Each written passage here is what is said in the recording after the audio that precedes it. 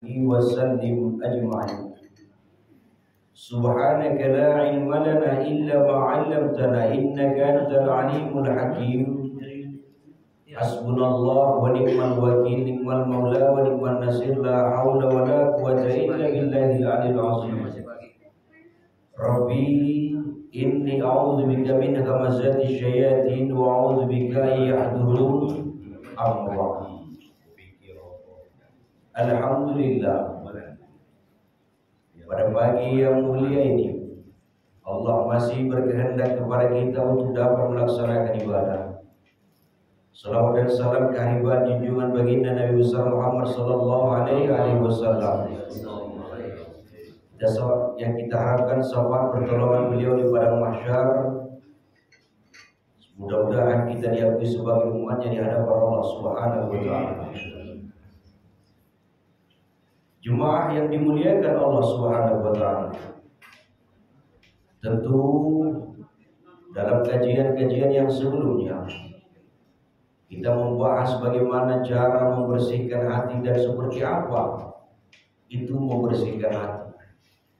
Pada kali kesempatan yang mulia ini saya coba untuk memberikan suatu kajian sebagaimana yang dijelaskan di dalam hadis Nabi Muhammad sallallahu alaihi wasallam.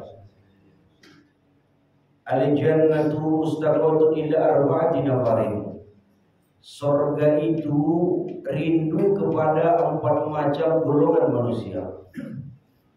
Kalau seseorang telah dirindukan oleh surga, berarti setiap orang itu sudah menjadi yang istimewa. Beliau mempunyai amalan yang istimewa juga. Dengan sebab itulah seseorang bisa dirindukan oleh orang yang lain. Sama halnya kita di dalam hidup ini. Rindunya kita terhadap seseorang pasti disebabkan ada yang istimewa dari orang yang kita rindukan.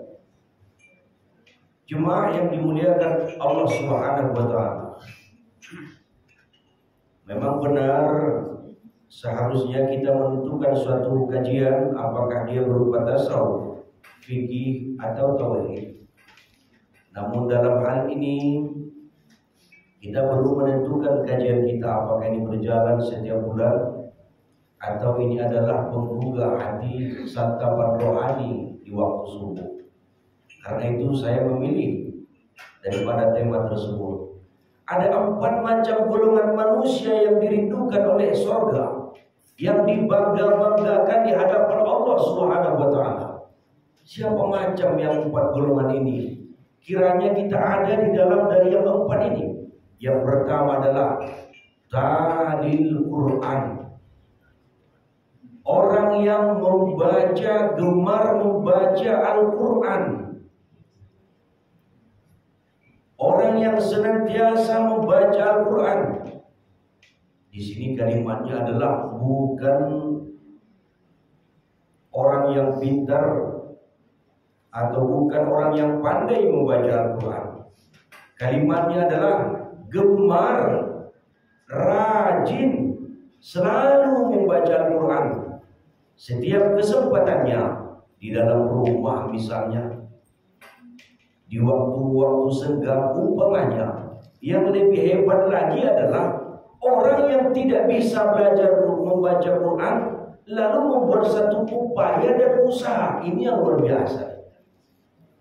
Kalau saya menarik ke dalam diri di dalam ilmu tasawufnya itu, andaikan saya bisa membaca Al-Quran, apakah kebisaan saya membaca Al-Quran itu senantiasa, selalu saya lakukan di sela-sela hari saya? Yang paling miris adalah rumah-rumah umat Islam. Katakan saja umat Islam itu adalah umat yang sudah lama di dalam agama ini, tapi di rumah itu hampir tidak pernah dibacakan Al-Quran. Kalau kita ingat zaman dulu juga, zaman-zaman dulu sebelum terjadi kemodernan di kampung-kampung misalnya, itu sahabat maghrib selalu terdengar itu baca Al-Quran. Setiap maghrib itu di ujung-ujung rumah itu terdengar lantunan-lantunan Quran. Kadang-kadang bahkan di kampung saya itu dulu, orang kalau nikahan, lamaran meminang yang ditanya itu Quran. Bisa enggak baca Quran? Kebetulan pada masa itu, jika dapat menantu yang hafal Quran, ini sudah luar biasa juga pada zaman dulu. Tapi kan berpindah, tradisi dan kebudayaan masyarakat berpindah dari kebiasaan agama menjadi ukuran materi. Ini yang bahaya di zaman sekarang ini. Kalau zaman dulu Al-Quran itu bahkan hampir jadi patokan. Seangkatan saya umpamanya, anak-anak kecil yang sebaya atau berdekatan usianya dengan saya, itu rata-rata semuanya belajar ngaji dan musola, masjid, saban sore atau lepas maghrib ramai itu anak-anak yang baca Quran. Kemuliaan Al-Quran ini, nawiru buyutakum bitilawatil Quran, di dalam kitab Sahih Muslim yang ada di depan saya ini banyak sekali dijelaskan. Sinarilah rumahmu dengan bacaan Al-Quran. Rumah yang selalu dibacakan di dalamnya Al-Quran terang benderang di hadapan Allah Subhanahu wa ta'ala. Di dalam satu hadis lagi dijelaskan, bersumber daripada Abdurrahman Al-Qari, la taj'alu buyutakum maqabir, janganlah kau jadikan rumahmu itu seperti kuburan. Ternyata penilaian Allah terhadap rumah itu bukanlah lengkapnya fasilitas yang ada di dalam, bukanlah besar dan kecilnya ukuran rumah. Ternyata Allah mempunyai ukuran tersendiri di dalam memandang tiap-tiap rumah hamba.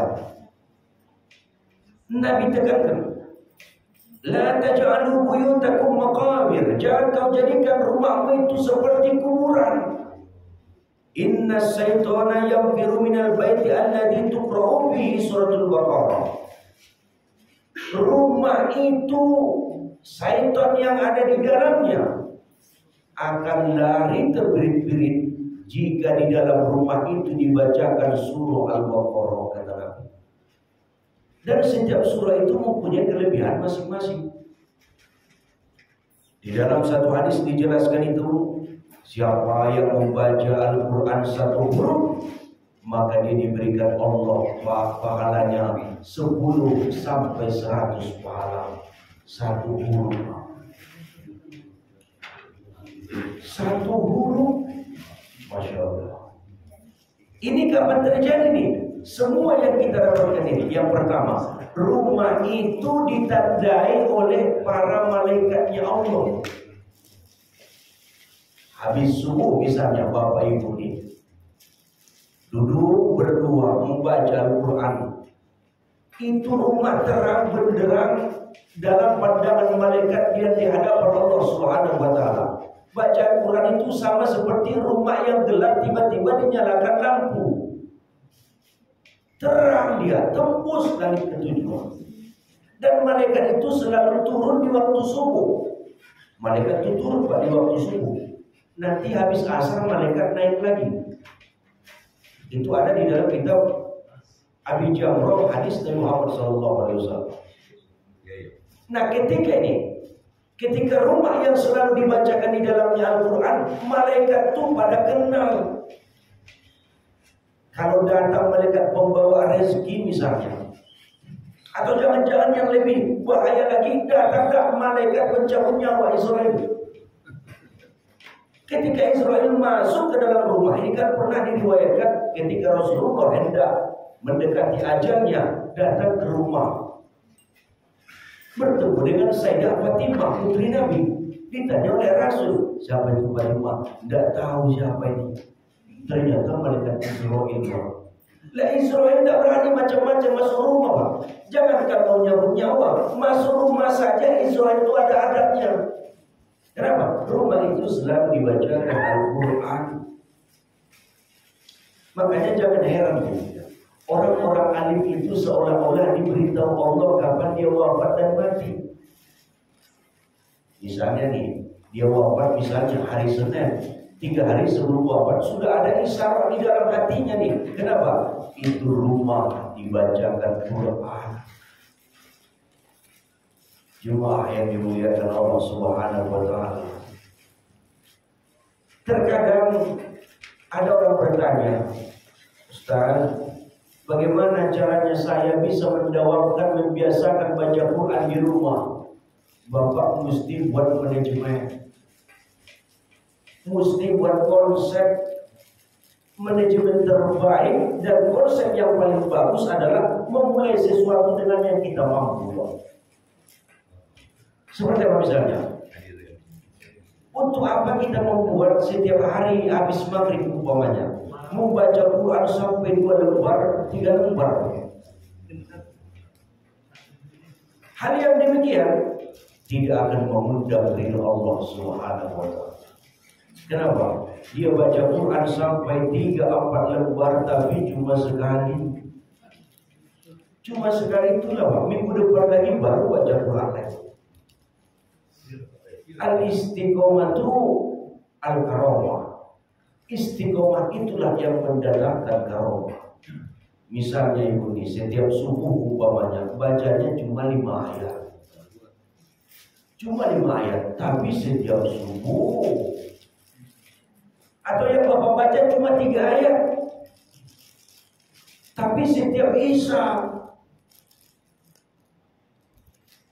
Atau sama sekali tidak pernah dia baca Quran. Tapi ingatlah, di dalam hadis Nabi, kitab-kitab yang besar dan hadis-hadis yang panjang, bila engkau sholat wajiblah di masjid. Tapi jangan lupa, dirikanlah sholat di rumahmu ketimbang baca Quran ini. Selain daripada baca Quran, dirikan sholat di rumah. Ini banyak sekali hadisnya nih Pak. Sholat sunnah itu paling bagus bila dikerjakan di rumah. Sholat sunnah seperti apa nih? Kalau ba'diyah qobaliyahnya ya bolehlah kita buat di masjid di Bali. Duha dan tahajud. Duha dan tahajud. Sering saya sampaikan ini dalam surah Yasin itu, inna nahnu nuhyil mauta wa naktubu kami catat ma qaddamu, apa yang pernah dia jalani. Misalnya Bapak di sini nih, setiap langkah Bapak itu dicatat oleh Allah. Wa asaruhum, dan setiap bekas-bekas yang mereka kerjakan, bekas langkah tadi, bekas dudukan kita ini. Sholat di rumah itu, bila dilakukan sholat di dalam rumah itu, semua rumah itu nanti datang di hadapan Allah Subhanahu wa taala. Dalam hadis sangat banyak sekali nih. Kalau mau saya jelaskan satu persatu panjang ini. Sallu fi buyutikum wa la tattakhidhuha qubura. Sholatlah kamu di rumahmu, jangan kau jadikan rumahmu itu seperti kuburan. Ada yang menempati, ada yang menghuni, tapi itu tak ubahnya seperti kuburan. Penghuninya kosong, tidak berbuat apa-apa. Jemaah yang dimuliakan Allah Subhanahu wa taala. Makanya tuh kalau sholat Jumat, ba'diyah Jumatnya itu bagusnya di rumah. Bagusnya di rumah itu. Kalau mau dilakukan di masjid, lakukanlah 4 rakaat, itu tuntunan Nabi itu. Karena di rumah itu bagaimana? Sholat wajib ya benar kita lakukan di masjid atau di musola tuh, sebagaimana anjuran Nabi. Lalu rumah kita seperti apa? Rumah ini adalah surganya kita. Sama tahulah kita dalam hal ini. Loh, bagaimana rumah ini akan menjadi duplikat surga?